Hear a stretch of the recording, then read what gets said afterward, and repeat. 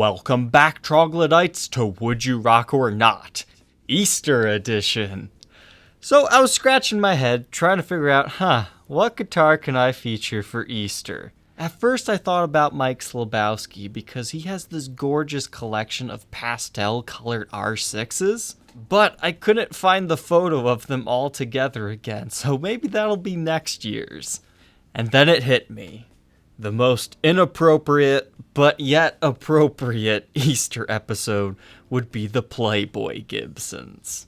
If you're not familiar, in the late 90s and the early 2000s, Gibson partnered with tons of different companies. I mean, you've got Fruit of the Loom guitars out there. I've documented a Donzi Les Paul. Check out this freaky Zippo lighter guitar. Playboy commissioned 6 different signature guitars that I'm aware of. Starting in no particular order is the SG. It is a striking dark red lipstick color. You have a metal Devil Girl drill to your guitar. Hey, if you want a Devil Girl guitar, you might as well just go with ESP. And another unique feature to this one is the pickup covers say Playboy on it. They also put the Playboy Bunny on the headstock. But other than that, this one's just kind of boring. I don't even like this one at all. We're not going to spend too much time on it. The next one is a custom shop ES-356. Here we can see Playboy inlaid on the ebony fretboard, and you've got the bunny right on the body of the guitar. But that's about it. I think this one, as far as these company signature guitar ones go, it's pretty tasteful. I think it's rockable, right? There's one more crappy one. There's just like a black Les Paul custom. You've got the bunny on the front, the Playboy on the fretboard again, and the bunny on the headstock. This one's also kind of boring. They must have agreed because they created another black Les Paul custom with back binding this time, but with a transparent ebony finish and flame top on the front. I actually almost bought this one for a full review and demo because I just thought, it's an interesting design. But here's the coolest Les Paul they made. The Playmate of the Year version is just fantastic. I think this one best encapsulates the whole Playboy company. It's a little bit flamboyantly out there and girly. It's this sparkle pink everywhere on the front.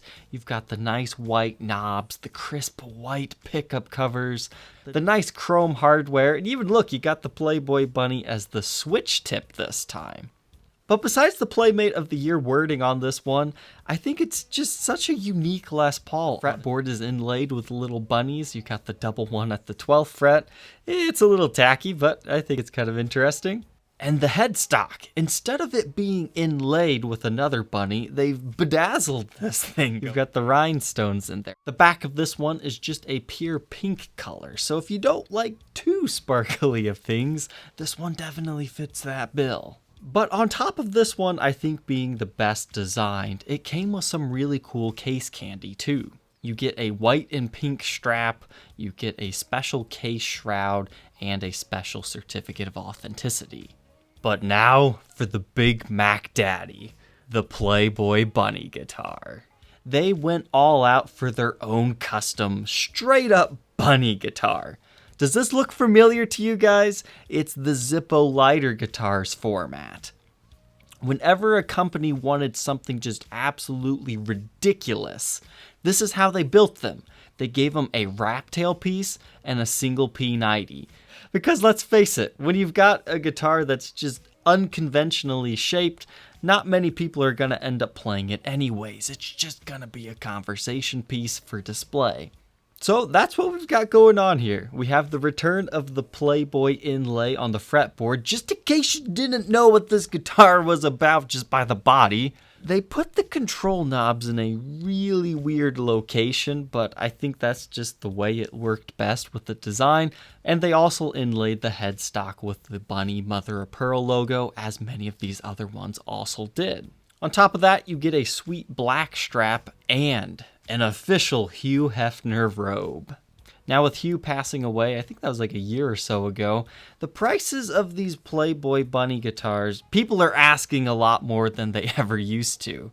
For example, this one, it's posted at $20,000. Well, there were only 50 of the Playboy Bunny heads made. But honestly, there wasn't that many of the Les Pauls and SGs made either. But this one seems to show up for sale less often than the others. And despite most company guitars being really difficult to sell, there's enough of a cult following behind Playboy that these instruments, they seem to retain their value a little bit better. I'm not saying this is a $20,000 guitar, but what I am saying is it has a little bit larger of a market than like the Donzi or Zippo lighter guitar. So if nothing else, now you know these instruments exist. I will never forget the first day that I saw the Bunny guitar. You cannot forget this one. And you might be wondering, what is it like to play this instrument? Well, if you take a look at it, it actually vaguely resembles the reverse flying V. And despite those things looking absolutely unwieldy and uncomfortable, they are surprisingly nice to play. They kind of have the whole offset body shape type thing going on. However, how the ear meets the head actually gives a spot for it to rest on your leg, so I bet this would be surprisingly comfortable, but upper fret access is pretty much non-existent. But lucky for us, there are a few people who have posted demos of them playing theirs, so let's go ahead and take a listen to their brief sound samples now.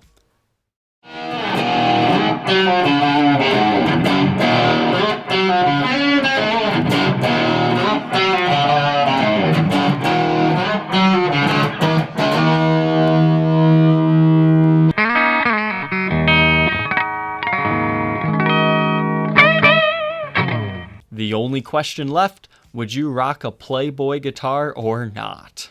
Leave your answer down in the comment section below. Don't forget to like, comment, and subscribe, and we will see you tomorrow on the next episode. Take care.